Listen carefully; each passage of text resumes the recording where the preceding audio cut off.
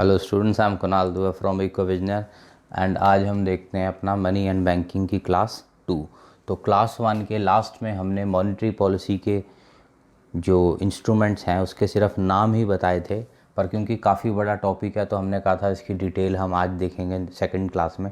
तो स्टार्ट करते हैं हम अपना पहला इंस्ट्रूमेंट जो है बैंक रेट। और किसी ने क्लास 1 ना देखी हो तो देखो, बार बार मैं हर क्लास से पहले यही कहता हूँ, जोन सा भी चैप्टर कर रहे हो, अब ये मनी एंड बैंकिंग चल रहा है तो क्लास 2 डायरेक्ट नहीं करनी, पहले क्लास 1 सीक्वेंस में ही हमेशा चलना है। तो बैंक रेट, तो क्या होता है बैंक रेट? तो it is the rate at which, short में लिख देता हूँ, जो आरबीआई है वो लोन देता है उसके जितने भी मेंबर कमर्शियल बैंक्स हैं, जैसे हो गए हमारे ये एचडीएफसी, आईसीआईसीआई, ये सब। तो इनको किस रेट पे आरबीआई लॉन्ग टर्म पर्पस वाले लोन्स देता है? तो rate at which RBI gives long term loans to banks. अब क्या है, मान लो आरबीआई चाहता है कि मुझे मनी सप्लाई मार्केट में बढ़ाना है, क्रेडिट बढ़ाना है, यानी to increase money supply and credit.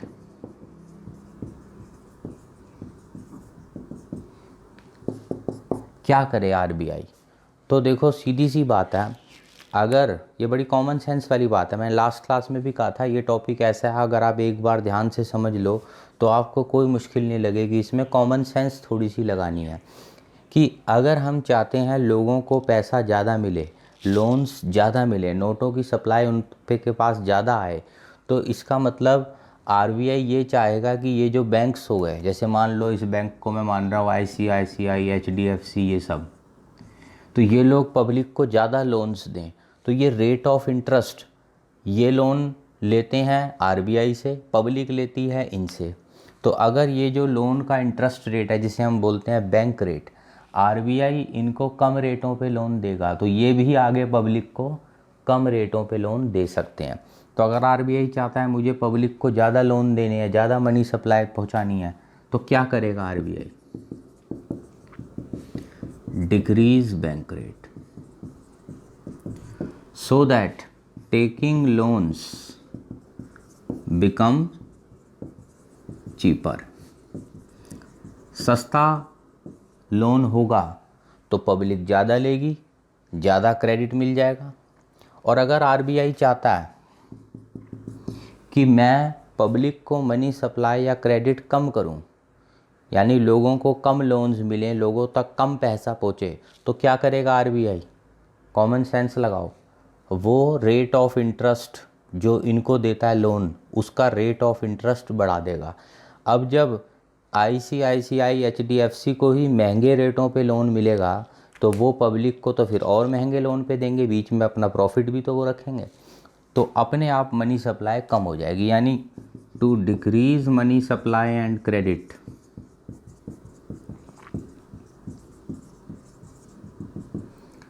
RBI जो है वो बढ़ा देगा bank rate, so that taking loans become expensive and public take less loan, तो लेस मनी सप्लाई हो गया ऑटोमेटिक। तो ये हो गया पहला तरीका आरबीआई का बैंक रेट के थ्रू मनी सप्लाई या क्रेडिट को कंट्रोल करना। अब ऐसे ही देखो, एक इसके बाद यूनिट आएगा हमारा एग्रीगेट डिमांड, उसमें हम प्रॉब्लम्स पढ़ेंगे, एक्सेस डिमांड, एक्सेस सप्लाई, तो उस चैप्टर में ये टॉपिक रिपीट होगा। तो चाहो तो आप अभी से ही उस टॉपिक को समझ सकते हो। उसके अंदर बस एक लाइन और जुड़ जाएगी कि अगर मनी सप्लाई आरबीआई बढ़वा देगा, अब आप सोचो अगर पब्लिक पे मनी ज़्यादा पहुंचेगा तो पब्लिक की डिमांड की करने की कैपेसिटी बढ़ जाएगी, तो ये लाइन हम उस यूनिट में ऐड कर देंगे बस। और अगर लोगों का मनी सप्लाई और लोन्स कम हो जाएंगे, पैसा नहीं मिल रहा लोगों को, लोन्स नहीं मिल रहे, तो लोगों की डिमांड भी कम हो जाएगी, तो ये लाइन हम उस अगले यूनिट में ऐड कर देंगे। तो आगे बढ़ते हैं, बेस यही रहेगा इसलिए हम जब दोबारा उस यूनिट में आएंगे तो इतनी डिटेल में फिर नहीं करेंगे, क्योंकि रिपीट है, बस इसके साथ साथ डिमांड वर्ड और लगा देना है। और उसका शॉर्टकट यही है, अगर पब्लिक पे मनी ज़्यादा पहुँचेगा, लोन्स ज़्यादा मिलेंगे तो डिमांड बढ़ जाएगी, और अगर पब्लिक पे मनी सप्लाई कम पहुँचेगा, लोन्स कम मिलेंगे तो पब्लिक की डिमांड कम हो जाएगी। तो इसको मिटाते हैं। ये था पहला बैंक रेट। इसमें मैंने कहा था रेट हमारे सिलेबस में 3 है, bank rate, repo rate, reverse repo rate, तीनों ही बड़े आसान हैं। तो देखते हैं अगला सेकंड। पूरा इसमें मैं तो नहीं मिटा रहा, आप लोग नोट्स बनाते वक्त अपना साथ साथ रजिस्टर में नोट्स बनाते रहो, चाहे वीडियो को पॉज करना पड़े पॉज करो, पर खाली ऐसे ना करो कि सिर्फ सुन लिया और बात ख़त्म। नहीं, रजिस्टर में प्रॉपर अपना ऐसे लिखो। मैं ज़्यादा बड़ा बड़ा लिखवाता ही नहीं हूँ, शॉर्ट ही लिखवाता हूँ, ताकि एक बार फास्ट रिवीजन हमारे लिए इजी हो जाए, और उसके बाद जब हम स्टडी मटेरियल से पढ़ेंगे तो फिर फटाफट हो ही जाएगा। तो अब देखते हैं रेपो रेट में क्या फ़र्क आ गया। सिर्फ एक वर्ड का फ़र्क है, वहाँ था लॉन्ग टर्म लोन्स, यहाँ हो गया शॉर्ट टर्म लोन्स। तो कोई बड़ी बात नहीं हुई, ये तो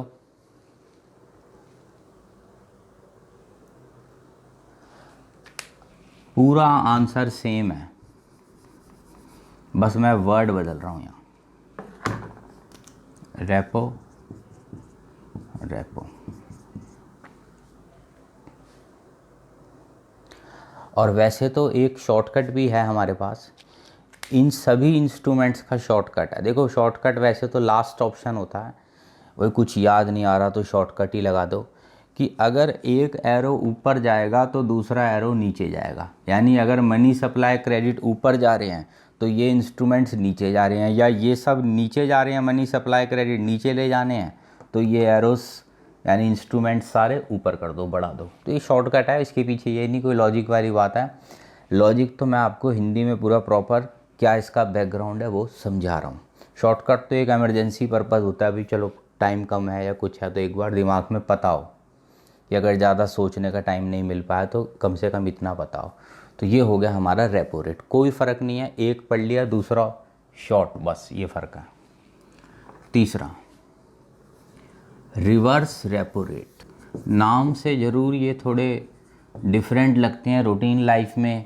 वैसे तो जो न्यूज़पेपर वगैरह देखे, इकोनॉमिक टाइम्स या बिजनेस न्यूज़पेपर्स हो गए हमारे, तो उनमें तो ये वर्ड आते हैं, नॉर्मल बंदा ये वर्ड्स नहीं सुनता।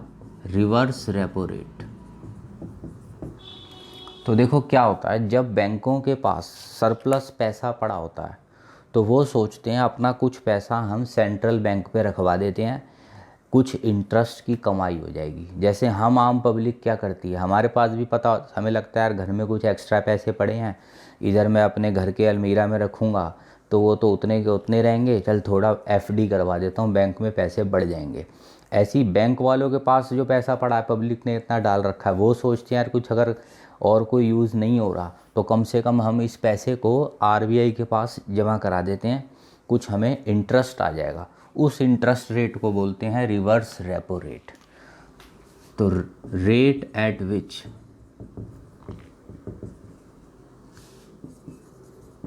कमर्शियल बैंक्स, ये जैसे मैंने बताया आईसीआईसीआई, ये सब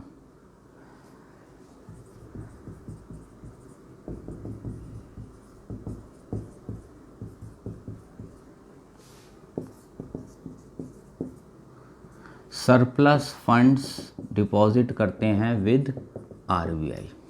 और साइड में सिंपल मतलब मैंने बताया, जैसे हम आम पब्लिक बैंक में जमा कराते हैं अपना सरप्लस, ये लोग आरबीआई पे जमा करवा देते हैं, तो इनको वहाँ से मिल जाता है कुछ इंटरेस्ट। यानी कि अब सिंपल करके मैं ऐसे समझाता हूँ, ये पब्लिक है मान लो, ये हो गया हमारा आईसीआईसीआई बैंक, ये हो गया हमारा आरबीआई बैंक। अब हम लोग लोन लेने तो यहाँ जाएंगे, डायरेक्ट यहाँ तो नहीं जा सकते। अब इसके पास मान लो 100 करोड़ पड़ा है, 100 करोड़ एक्स्ट्रा पड़ा हुआ है। अब आरबीआई चाहता है टू इंक्रीज मनी फ्लो या क्रेडिट टू पब्लिक। आरबीआई चाहता है ये बैंक जो है पब्लिक को ज़्यादा मनी दें यानी क्रेडिट दें, लोन की फैसिलिटी दें। तो ये क्या करेगा आरबीआई कि जो ये इंटरेस्ट रेट है वो नॉर्मल से कम कर देगा। मान लो अब तक वो इनको 4% इंटरेस्ट दे रहा था, ये लोग अपना पैसा यहाँ जमा करा देते थे, भाई 4% इंटरेस्ट मिल रहा है और आरबीआई पे तो पैसा सेफ भी है हमारा। अब आरबीआई ने कहा नहीं भाई तुम इनको ज़्यादा दो, क्योंकि ये मेरा मकसद है। ये आरबीआई अपने हिसाब से प्लानिंग करता है, मुझे मनी फ्लो बढ़ाना है लोन या घटाना है। अगले यूनिट में हम और डिटेल में भी जाएंगे, जैसे मैंने पहले ही बताया। तो मान लो वो चाहता है मुझे तो पब्लिक को ज़्यादा दिलवाना है, यानी ये लोग यहाँ ज़्यादा दें, तो वो क्या कहेगा आरबीआई इनको कि मैं तो अपना ये वाला इंटरेस्ट रेट बहुत कम कर रहा हूँ। अब वो ऐसा इसलिए प्लान बना रहा है ताकि इनको लॉस हो यहाँ पैसा डालने में। मान लो उसने कहा पहले तो 4% था, मैं तो अब सिर्फ 2.5-3 या कुछ और कम अमाउंट ही परसेंटेज ही तुम्हें दूंगा इंटरेस्ट की। तो इन बैंक वालों को लगेगा यार यहाँ पैसे डालेंगे, रिवर्स रेपो तो बहुत कम हो गया है, तो इससे अच्छा कमाई करनी है तो पैसा अपना यहाँ डाल दो, इनको लोन पे दे दो। कब? अगर रिवर्स रेपो रेट उन्हें बहुत कम मिलेगा, यानी आरबीआई चाहता है पब्लिक को ज़्यादा मिले, तो क्या करेगा RBI? Decrease reverse repo rate, ताकि बैंक वालों को यहाँ पैसा डालने में लॉस हो। अब जब उनके पास यहाँ तो लॉस है पैसा डालने में, इंटरेस्ट तो कुछ मिल नहीं रहा। लॉस का मतलब है कि इंटरेस्ट जो पहले मिल रहा था उससे अब कम मिलेगा, इसीलिए लॉस है। ये नहीं कि कोई नेगेटिव हो रहा है, मिल रहा है पर बहुत कम मिल रहा है और यहाँ ज़्यादा मिलेगा, तो कंपैरिजन करके उन्हें लगेगा यहाँ नुकसान है यहाँ फ़ायदा है। उस सेंस में मैं प्रॉफिट लॉस बोल रहा हूँ। वो सारा पैसा अपना यहाँ डालेंगे तो इससे मनी फ्लो बढ़ गया, आरबीआई का मकसद पूरा हो गया। सेकंड, अब वो चाहता है कि इनको पैसा नहीं देना, पब्लिक को ये नहीं करना मुझे, मैं चाहता हूँ ये सारे पैसे यहाँ आ जाएं, यानी पब्लिक को कम हो जाए मनी फ्लो और लोन्स।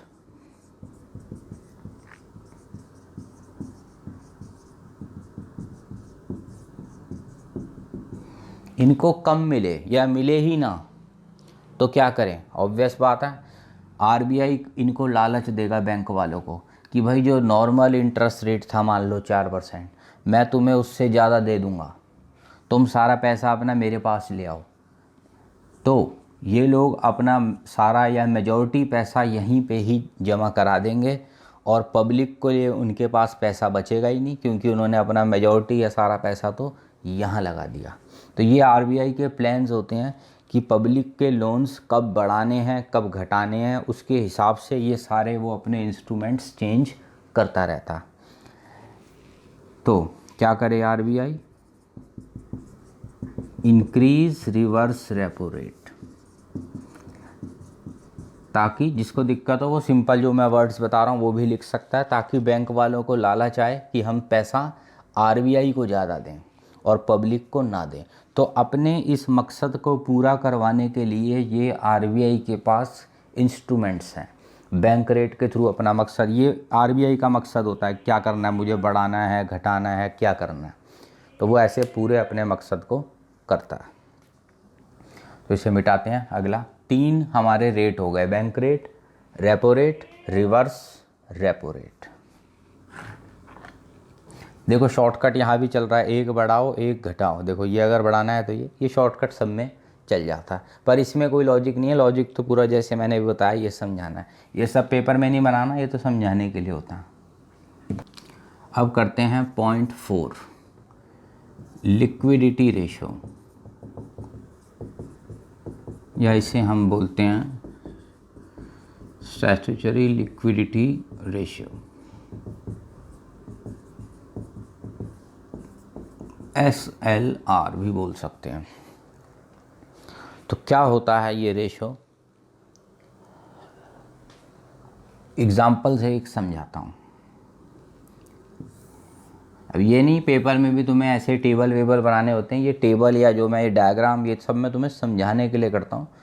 पेपर में तो सीधा सीधा हमें सिंपल लैंग्वेज लिखनी होती है अपनी, ये रफ वर्क है, पहले कुछ समझाना है मुझे। Situation, total deposits in bank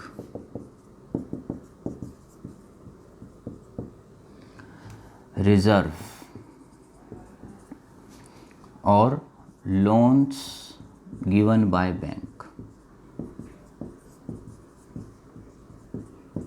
to public. अब मान लो नॉर्मल सिचुएशन है और बैंक के पास 100 के डिपॉजिट्स आए, 100 लाख, 100 करोड़, कुछ भी। अब कुछ रिज़र्व में रखवाना होता है। अब मैंने ये बात पहले भी बताई थी जब मल्टीप्लायर करवाया था कि रिज़र्व दो टाइप के, रिज़र्व को आम लैंग्वेज में हम एक गुल्लक भी बोलते हैं। तो दो टाइप की गुल्लक होती है। एक गुल्लक हर बैंक को अपने पास रखनी होती है जिसे हम बोलते हैं स्टैट्यूटरी लिक्विडिटी रेशियो। तो इसको सिंपल लैंग्वेज में आप लिख सकते हो कि जो गुल्लक हर बैंक को अपने पास ही मेंटेन करके रखनी होती है, यानी percentage of deposits that every bank has to keep with themselves, अपने पास रखो इन कैश या लिक्विड फॉर्म। लिक्विड अकाउंट्स वाले बंदे ये वर्ड्स जानते हैं। लिक्विड यानी जो फटाफट कैश हो जाए उसे बोलते हैं हम लिक्विड एसेट्स, यानी फटाफट, ताकि एकदम से कोई लोन लेने वापस आ जाए, अपना जो डिपॉजिट कराया उसने बंदे ने बैंक में पैसा, अगर वो लेने वापस आ जाए तो बैंक के पास एक गुल्लक में थोड़ा बहुत कैश होना चाहिए। पब्लिक ने बैंक में 100 जमा कराया तो कुछ हिस्सा उसमें से लिक्विडिटी रेशो में जाएगा। तो मान लो ये है 15 रिज़र्व में जो रखा है हमने, तो ये पब्लिक को लोन दे सकते हैं 85। अब मान लो हो गई, आरबीआई चाहता है कि कुछ ऐसे सरकमस्टांसिस देश में हो गए कि मुझे रिड्यूस करना है, to decrease money supply and credit.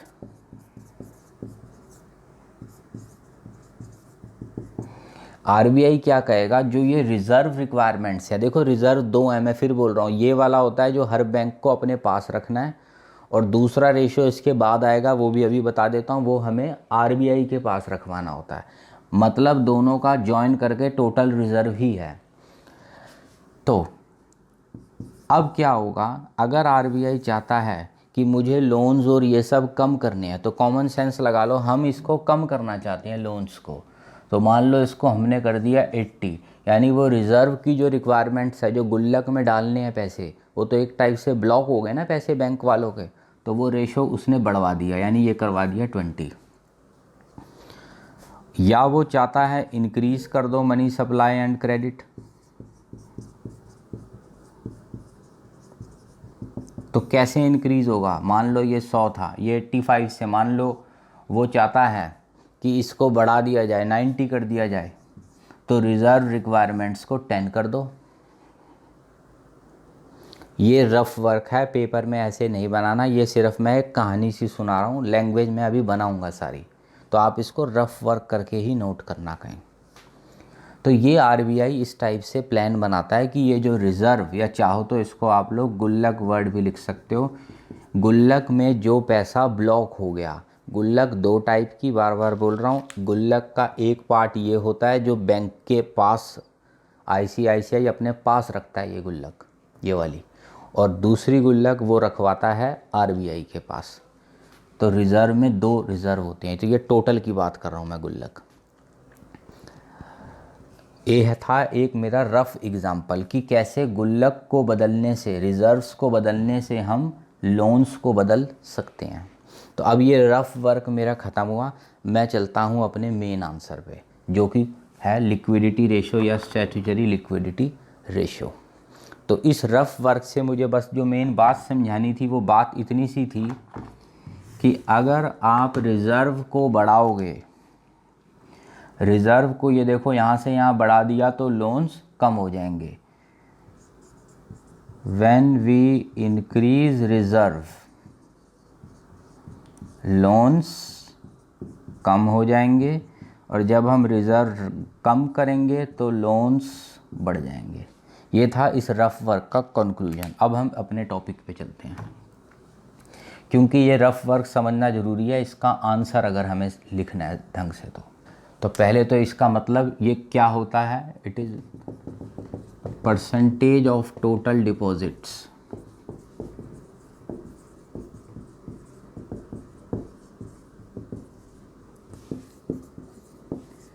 every bank has to keep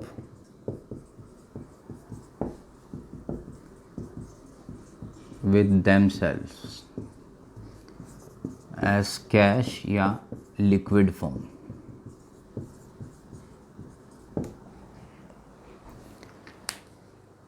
यानी जो फटाफट से लिक्विड मतलब फटाफट से जो कैश में कन्वर्ट हो जाए। अब दो पार्ट्स आ गए, टू इंक्रीज मनी सप्लाई या क्रेडिट।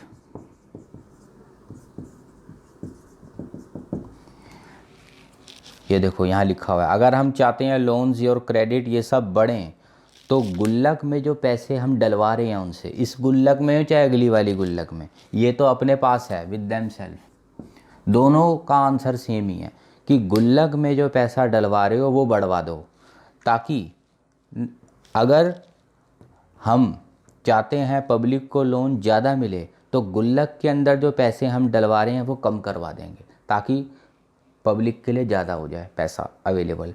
और अगर हम चाहते हैं पब्लिक को लोन कम मिले तो बैंक वालों की जो गुल्लक है उसका रेशो कम करवा दो, क्योंकि गुल्लक में जो पैसा चला गया वो वेस्ट हो गया, फिर लोन में काम नहीं आता। तो अगर हम चाहते हैं बढ़ाना है मनी सप्लाई या क्रेडिट, इस रेशो को गिरा दो, लिक्विडिटी रेशो, और ऐसे ही रिवर्स कर दो तो बस हो जाएगा, वो लिखने की भी ज़रूरत नहीं। टू डिक्रीज मनी सप्लाई वो बढ़ा देगा। सिंपल हिंदी मैंने बता दिया, वो पेपर में लिखना है, क्योंकि ये रेशो के गिरने से जो फंड्स की अवेलेबिलिटी है वो बढ़ जाती है। और गुल्लक वर्ड से सिंपल आपको समझ आ जाएगा, गुल्लक में अगर कम डालूंगा तो लोन ज़्यादा दूंगा, या गुल्लक भी सारे पैसे वेस्ट हो गए मेरे बैंक वालों के तो लोन देने के लिए पैसे कम हो जाएंगे। तो ये हो गया हमारा अगला पॉइंट, फोर्थ, लिक्विडिटी रेशो। अब हम इसको मिटाते हैं, आगे बढ़ते हैं। अगला है हमारा कैश रिजर्व रेशो, CRR। देखो मिलता जुलता सा ही इसकी डेफिनेशन भी है, वो था बैंक को गुल्लक अपने पास रखनी है और ये गुल्लक रखनी है RBI के पास, which every bank has to keep with RBI। यानी कि फिर बोल रहा हूँ, जो रिज़र्व है यानी टोटल गुल्लक है, एक हिस्सा बैंक अपने पास रखता है, बैंक के पास बनती है गुल्लक जिसे बोलते हैं हम लिक्विडिटी रेशो। तो ये गुल्लक तो बनेगी विद बैंक और एक गुल्लक बनेगी विद RBI। हर बैंक को ये टोटल गुल्लक बनानी है, इसको बोलते हैं हम CRR, कैश रिज़र्व रेशो। मान लो इस गुल्लक में है 15, इस गुल्लक में है 5, तो टोटल गुल्लक हो गई 20। अब गुल्लक में जो पैसा गया वेस्ट हो गया, वो लोन में नहीं जाएगा, चाहे इस गुल्लक में चाहे उस गुल्लक में। अब अगर RBI चाहता है पब्लिक को लोन ज़्यादा देना है, मुझे मनी सप्लाई लोन्स बढ़ाने हैं पब्लिक को, तो चाहे इस गुल्लक को कम कर दो या इसको कम कर दो, अल्टीमेटली ये वाली गुल्लक कम हो जाएगी। ये मतलब होता है टोटल रिज़र्व या टोटल गुल्लक, आम लैंग्वेज में। पेपर में तो टोटल रिज़र्व ही हो गए।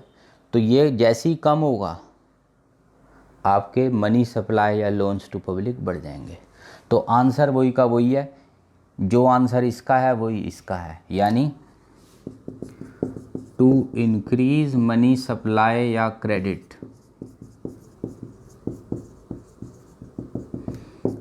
अब ये तो RBI की मर्जी है, वो इस गुल्लक को चेंज करे या इसको करे या दोनों को करे। अल्टीमेटली टोटल रिज़र्व चेंज होना चाहिए तो मनी सप्लाई चेंज हो जाएगा। तो अगर मनी सप्लाई या क्रेडिट, पब्लिक क्रेडिट या लोन एक ही बात है, पब्लिक को ज़्यादा देना है तो RBI विल डिक्रीज, ये वाला रेशो भी RBI कम कर सकता है, कैश रिज़र्व रेशो। इसके कम होने से ये गुल्लक कम हो जाएगी, या इसके कम होने से, या दोनों के कम होने से, कुछ भी कर लो कम, इनमें से ये कम हो जाएगा। और जैसे ही गुल्लक के अंदर पैसे कम तो बैंकों की ताकत बढ़ जाएगी, उनके पास फंड्स बढ़ जाएंगे, लोन ज़्यादा देने की कैपेसिटी बढ़ जाएगी, तो वो ज़्यादा लोन दे पाएंगे, तो मनी सप्लाई बढ़ जाएगा। ऐसे ही रिवर्स है, कम करना है इसको, मनी को, लोन्स को, तो ये बढ़ा दो, ये बढ़ा दो, या दोनों बढ़ा दो, अल्टीमेटली ये बढ़ जाएगा, गुल्लक में ज़्यादा वेस्ट पैसा, तो पब्लिक को लोन्स कम ही मिल पाएंगे। अब तो ये हो गया हमारा कैश रिजर्व रेशियो। अगला पॉइंट देखते हैं। इसका मतलब होता है सेल परचेज करता है आरबीआई सिक्योरिटीज़ की,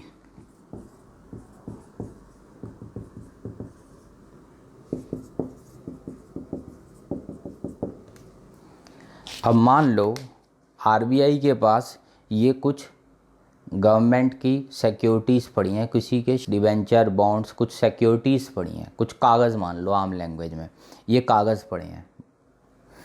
अब सिक्योरिटीज़ जिसे हम बोलते हैं, आरबीआई चाहता है कि पब्लिक को लोन्स और मनी सप्लाई कम हो जाए, तो आरबीआई क्या कहेगा, इन बैंकों को, जैसे मान लो ये आईसीआईसीआई हो गया बीच में, इधर पब्लिक, इधर आरबीआई। आरबीआई ये चाहता है ये लोग इसको पैसा ना दें, मनी सप्लाई यहाँ जो जा रही है ये रोकनी है मनी सप्लाई।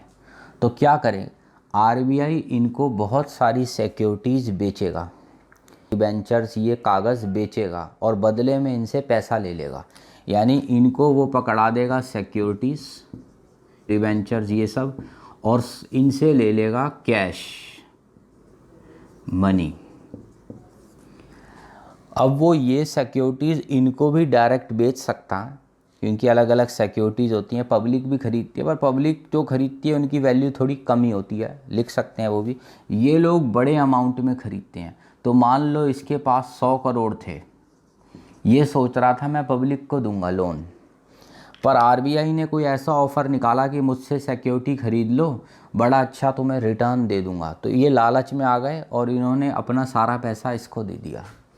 अब बैंक के पास इनको लोन देने के लिए पैसे ही नहीं बचे या बहुत कम बचे हैं, तो automatic loans to public decrease हो गए।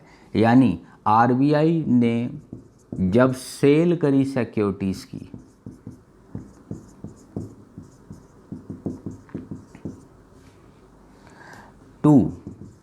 ज़्यादातर तो बैंक्स को ही बेचता है, पर कुछ पब्लिक को भी बेच सकता है।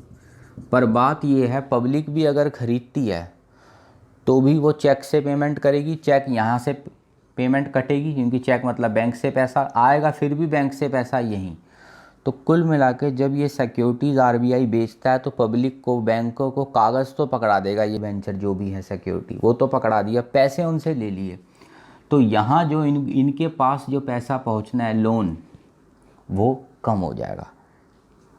सेल सिक्योरिटीज़ टू बैंक्स या पब्लिक एंड इन रिटर्न उनसे पैसा ले लिया।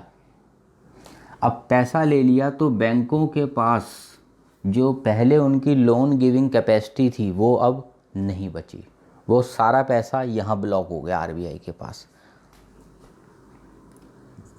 This reduces loan giving capacity of banks.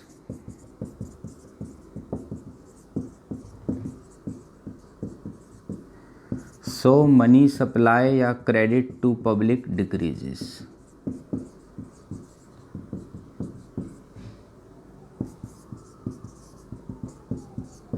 RBI ने अपने ये सिक्योरिटीज़ बेची और इनसे पैसा इकट्ठा कर लिया। अब ये पैसा पब्लिक पे लोन्स, मनी सप्लाई नहीं पहुंच पा रहा या बहुत कम ही पहुंच पाएगा। तो ये हो गया, आरबीआई ने सिक्योरिटी बेची, सेल सिक्योरिटी, ताकि मनी सप्लाई कम हो जाए। अब रिवर्स भी कर सकता है आरबीआई, वो बनाते हैं, इसे मिटा देता हूँ ज़रा।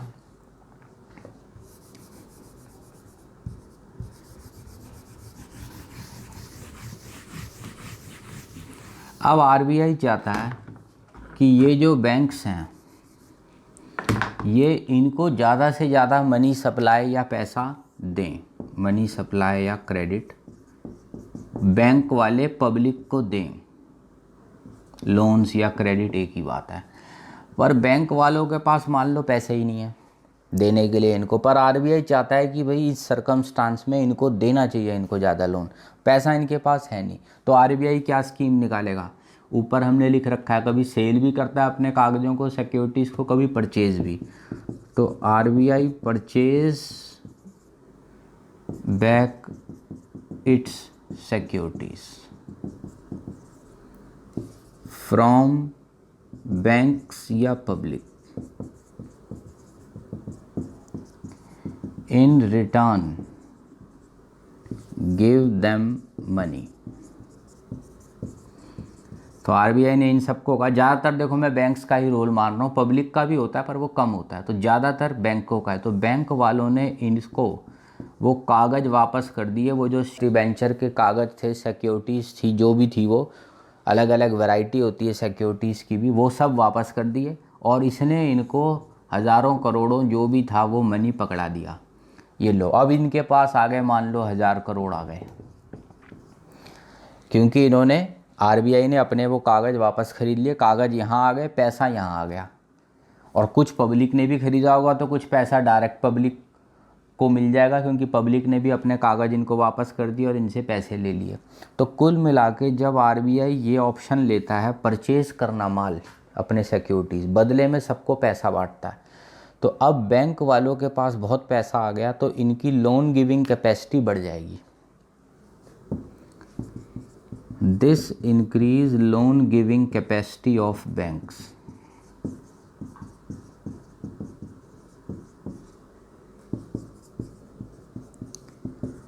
अब वो पब्लिक को लोन ज़्यादा दे सकते हैं।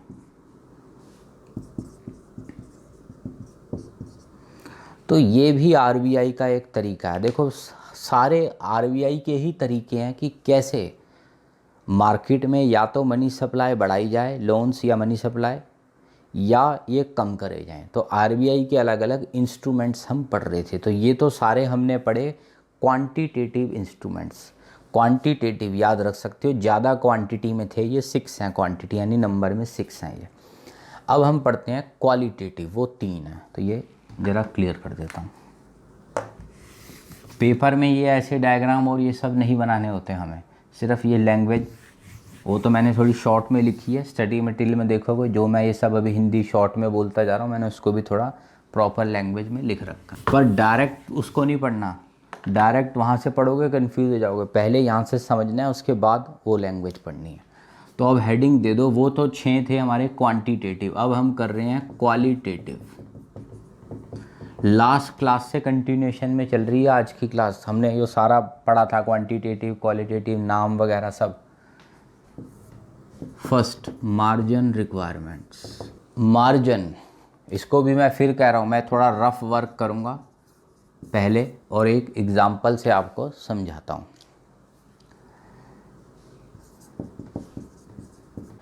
एक रफ टेबल सा मैं बना रहा हूँ। जब हम लोन लेने जाते हैं तो हम कुछ सिक्योरिटी रखवाते हैं बैंक के पास, और बैंक, जैसे मान लो मैंने 100 की सिक्योरिटी रखवाई, नॉर्मल सिचुएशन है, आरबीआई के कुछ ऐसे मन में प्लान नहीं है मुझे मनी सप्लाई लोन बढ़ाना है घटाना, नॉर्मल सर्कमस्टांसिस हैं ये मान लो।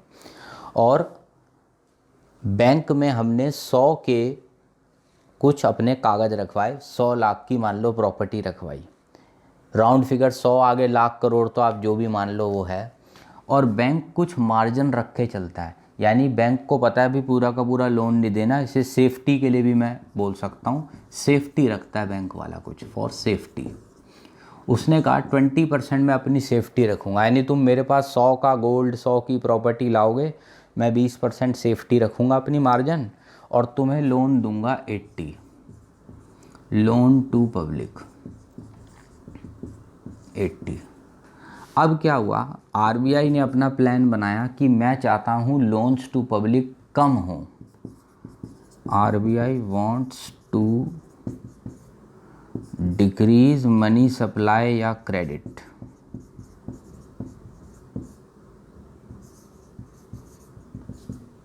तो क्या करे आरबीआई?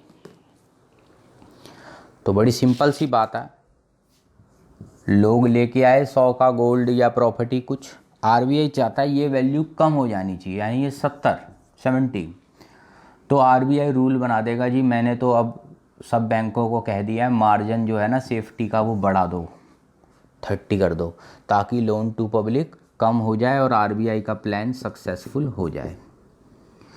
सेकंड प्लान क्या हो सकता है, आरबीआई वांट्स टू इंक्रीज, ये भी हो सकता है प्लान, मनी सप्लाई या क्रेडिट। अब जब बैंक में कोई 100 की सिक्योरिटी लाएगा, जमा करवाएगा, तो बैंक वाला चाहता है इसको लोन ज़्यादा देना है, मुझे मान लो 90 देना है, तो आरबीआई की इंस्ट्रक्शन आ जाएंगी भाई ये मार्जिन सब लोग कम कर दो, नॉर्मल से भी कम कर दो। ये तो मैं असलियत में तो थोड़ा थोड़ा परसेंट ही चेंज होता है, पर मैं थोड़ा 10-10 एक राउंड फिगर ले रहा हूँ ताकि आपको समझना ईजी रहे। तो ये भी आरबीआई का एक प्लान होता है कैसे पब्लिक के लोन्स बढ़ाने हैं या घटाने हैं, ये मार्जिन को बदल दो। तो सीखा क्या, अगर आप मार्जिन बढ़ा दोगे तो लोन कम हो जाएंगे, फिर वही चल रहा है, एक बढ़ा दोगे तो एक कम हो जाएगा, या मार्जिन को आप नॉर्मल से कम कर दोगे तो पब्लिक को लोन ज़्यादा मिल जाएगा। तो अब हम, ये तो रफ वर्क था, मिटा देता हूँ, लैंग्वेज बनाते हैं इसकी। सबसे पहले तो मार्जिन का मतलब, तो मार्जिन का मतलब हो गया difference between value of security, short में लिख रहा हूँ मैं, पूरी लैंग्वेज नहीं लिख रहा, difference between value of security and amount of loan received.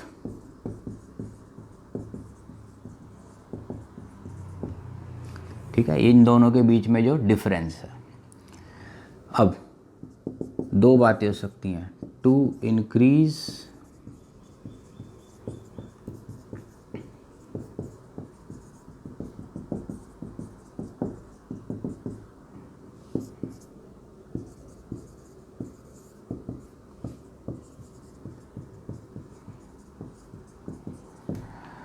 Margin कम हो जाएगा तो बैंक वाले ज़्यादा लोन दे पाएंगे, और ऐसे ही रिवर्स कर लेना इसका सेकंड, ये गिरा दो वो बढ़ जाएगा।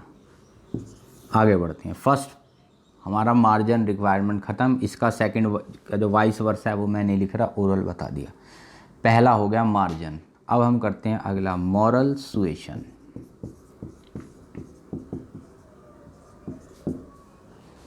मॉरल सुएशन, मॉरल सुएशन में क्या होता है, आरबीआई दो तरीके से परसुएशन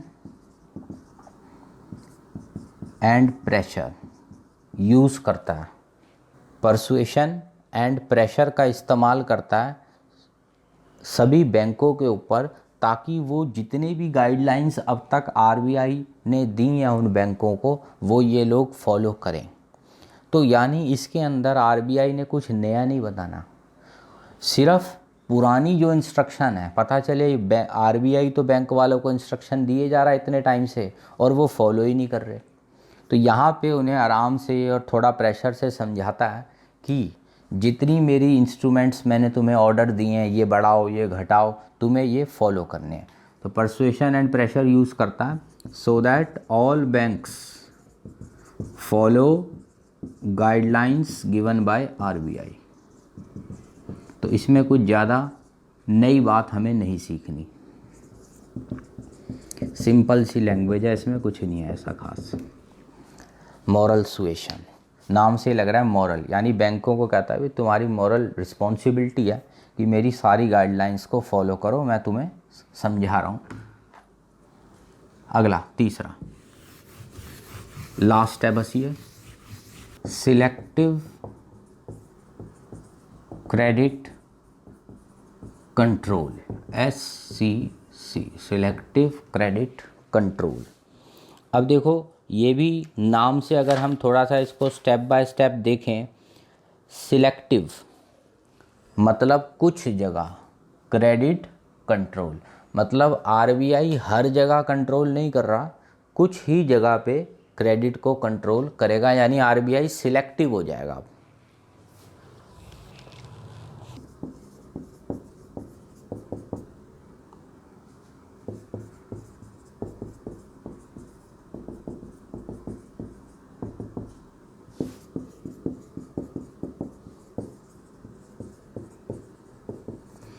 आरबीआई क्रेडिट फ्लो यानी लोन्स का फ्लो बढ़ा भी सकता है और घटा भी सकता है, पर सबके साथ एक साथ नहीं करेगा, कुछ कुछ जगह पे ही करेगा, इन सिलेक्टिव एरियाज ओनली।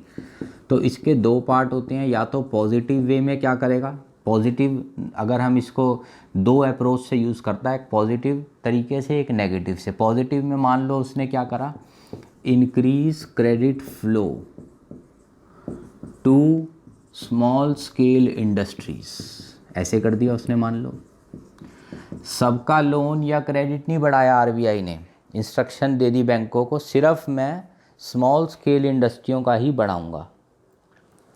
तो ये हो गया एक पॉजिटिव अप्रोच। ऐसी कई बार आरबीआई एक नेगेटिव वे में भी इस मेथड को यूज़ कर सकता है, डिक्रीज क्रेडिट फ्लो टू, मान लो उसने कोई एक पर्टिकुलर सेक्टर पकड़ लिया, कंज्यूमर्स, यानी अब तक जो कर रहे थे वो तो थे सारे जनरल कंट्रोल्स थे, मतलब बैंक रेट बढ़ेगा सबके लिए बढ़ेगा, लिक्विडिटी रेशियो बढ़ेगा सबके लिए बढ़ेगा। अब है सिलेक्टिव, मतलब जो हुआ किसी के लिए हुआ किसी के लिए नहीं हुआ। पॉजिटिव यानी कुछ लोगों के लिए पॉजिटिव हो गया, और नेगेटिव कुछ लोगों के लिए रिस्ट्रिक्शन लग गई क्रेडिट फ्लो की, यानी उन पे नेगेटिव इम्पैक्ट पड़ा, क्रेडिट फ्लो उनका कम हो गया। तो ये थी हमारी मॉनेटरी पॉलिसी, जो कि वेरी इंपॉर्टेंट टॉपिक है। अब एक और इसमें नोट डालना है, ये एग्रीगेट डिमांड यूनिट जो इसके बाद आएगा उसमें काम आएगा कि जब भी मनी सप्लाई या क्रेडिट बढ़ता है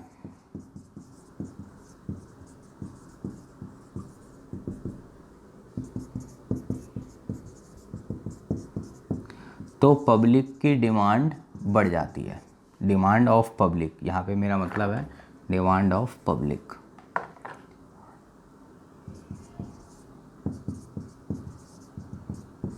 अब सोचो पब्लिक को खूब पैसा मिल रहा है, खूब लोन मिल रहे हैं, तो पब्लिक मोबाइल फ़ोन भी लोन पे ले रही है, गाड़ियाँ लोन पे ले रही है, टू व्हीलर लोन पे ले रही है, तो डिमांड पब्लिक बढ़ा देगी। या इसको मैं रिवर्स भी कर सकता हूँ, जब भी money supply and credit vice versa लिख देता हूँ कम होगा, लोन ही नहीं मिल रहे, लोन नहीं मिल रहे, तो जो लोगों की डिमांड थी, कार भी ले लो, टू व्हीलर ले लो, मोबाइल भी लोन पे ले लो, हर चीज़ लोन पे ले लो, वो डिमांड भी ऑटोमेटिक कम हो जाएगी। तो उस यूनिट में हम पढ़ेंगे डिमांड को कैसे बढ़ाना और कम करता है आरबीआई।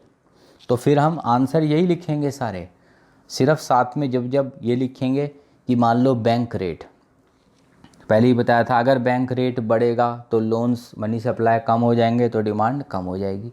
ऐसे ही मान लो ओपन मार्केट ऑपरेशन, तो ये बोलेंगे अगर आरबीआई सिक्योरिटीज़ मार्केट में बेचेगा उनसे पैसा ले लेगा सबसे, और जब पैसा ही नहीं बचा पब्लिक के पास, लोन मिल नहीं रहे, पैसा है नहीं, तो पब्लिक की डिमांड भी ऑटोमेटिकली कम हो जाएगी। तो इसको हम कनेक्ट करेंगे, तो बाकी तो डिटेल जब वो यूनिट आएगा तभी देखेंगे। तो अभी हमारा ये टॉपिक ख़त्म हो गया, अब लास्ट का एक बस नोट बचा है, उसके बाद हमारा मनी बैंकिंग यूनिट भी ख़त्म। तो नोट क्या है, मनी नंबर 1 या इसे हम बोलते हैं M1, तो इसका फॉर्मूला होता है C+DD+OD। NCERT में ये जो वर्ड्स लिख रखे हैं इनको मैं ज़रा एक बार बता देता हूँ। C का तो मतलब हो गया currency held by public, public के पास जो करेंसी है। DD डिमांड डिपॉजिट्स जो बैंकों में है, और OD other deposits held by RBI. तो ये हैं हमारे, वैसे एक टाइप का नोट कभी या फॉर्मूला पूछ सकते हैं, M1 का फॉर्मूला बताओ या इसके कंपोनेंट्स बताओ, तो आपको पता होना चाहिए।